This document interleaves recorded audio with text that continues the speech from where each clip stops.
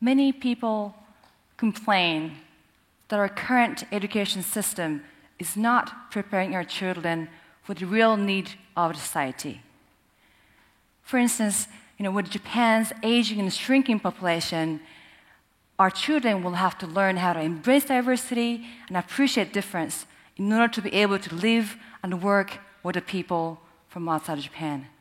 Also, in today's very complex, ever-changing world, it is critical that our children will learn, they're not just solving the problems that they're facing, but they're able to identify the issues and set an agenda themselves. Our children can no longer follow what has been the status quo.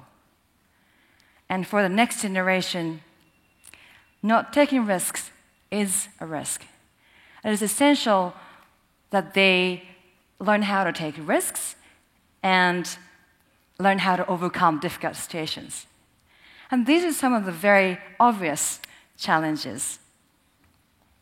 And there have been a lot of papers and presentations and discussions urging us to change the way our children are educated in this country. And yet, there has been very little concrete action taken. We are trying to change that through founding Japan's first international boarding school, International School of Asia, Karuizawa, or ISAC for short. The first phase of the construction of our campus is completed, and we are scheduled to open our door to the first class of students in 2014, which is next year. We are receiving a large number of inquiries from all over the world way before our admission season. Over 1,000 inquiries for only 50 seats. Now, how did I come up with this crazy idea of starting a school from scratch? There were two incidences that led me to, here, to start up this project. The first turning point in my life goes all the way back to my high school days, when I became a little suspicious about the purpose of education soon after I entered into one of the most reputable government high schools in Tokyo. After 1 year, I quit. And I was lucky to get a full scholarship to study at an international boarding school in Canada. And not only was that classroom experience very different, engaging, and student-centered, but I also learned so much from my classmates who came from very diverse backgrounds. One summer, I ended up visiting one of them in Mexico. This was 20 years ago. You can tell my age. And her family actually took me to a large slum area just outside of Mexico City, where so a number of children who did not have access to basic education or even to clean water. Now, I still remember that smell, the heat, and sweat from that afternoon in Mexico. I realized, perhaps for the first time in my life, how fortunate I was just to be able to go to school or to be able to live in a decent house. And that experience led me to the second turning point in my life, which was my previous job at the United Nations Children's Fund, UNICEF, in the Philippines. As a program officer, I was assisting over 8,000 street children to receive basic literacy education or vocational training. And this itself was a truly rewarding job to have. I saw a lot of children whose lives are transformed because of the very basic education that we provided for them. At the same time, though, living in a developing country, I encountered such a huge disparity in society and immense corruption. While I was in my profession, I was serving a child who could not go to school because she could not pay $10 to buy a school uniform.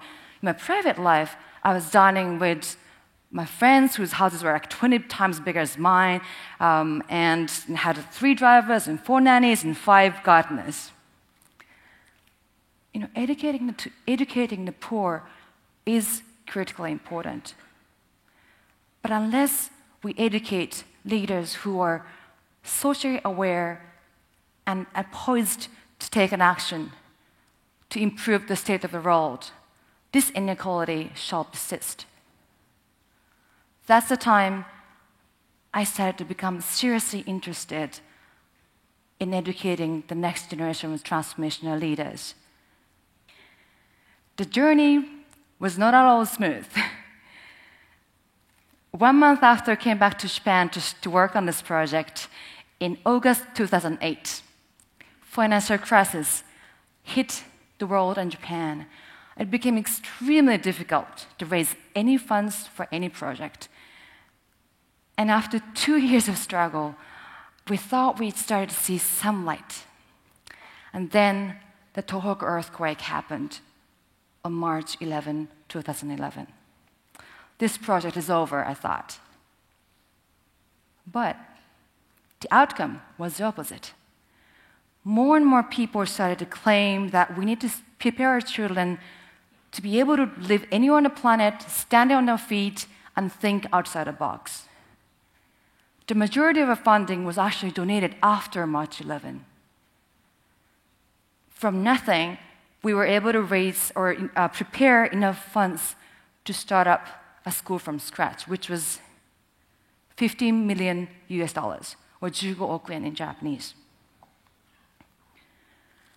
Looking back, 2010 was another big year for our project.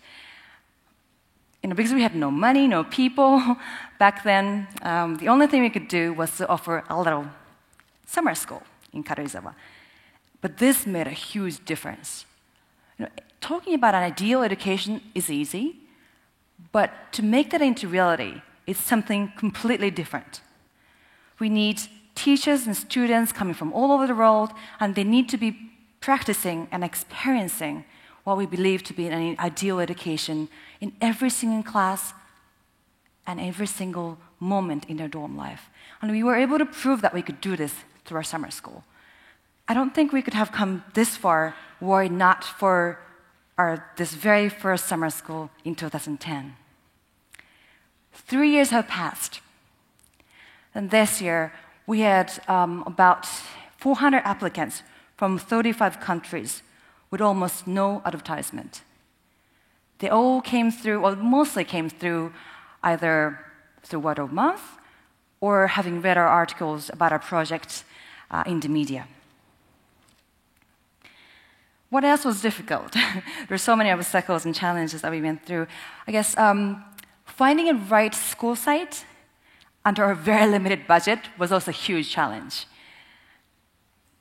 Because it took us so long to find a school site in Karuizawa, and then because our school is called ISAK for short, some of the board members in the end started saying that we should just go for any location in Japan that has an initial K. That includes Kyoto, by the way. And believe it or not, we actually went to Kamakura, Kawaguchiko, and almost to Kyoto, and then as far as to Kyonanmachi in Chiba. And by the time we find our current site in Karuizawa, we must have visited almost 20 different sites in Japan, if not more. I am very grateful for and thrilled to see an increasing amount of interest, enthusiasm, and support and momentum that our project is gaining. And I know that people are not just supporting our single school in Karuizawa, but they're supporting a larger movement that our project might be contributing to, or possibly a vanguard of. The movement that hopefully will turn into a serious educational reform in a country that's been waiting for it for decades. Through running this project, I have come to appreciate one phrase by a French philosopher, Alain. Pessimism comes from our feelings. optimism from the will. When creative or crazy, we face a lot of challenges and difficulties, and it's natural. It's easy to be very pessimistic about it. But the future is something that we create. And if we can strongly believe in this, we can and should take an action. And it is precisely this kind of very strong determination or will that becomes significant power that opens up doors to the future that we can be optimistic about. Thank you.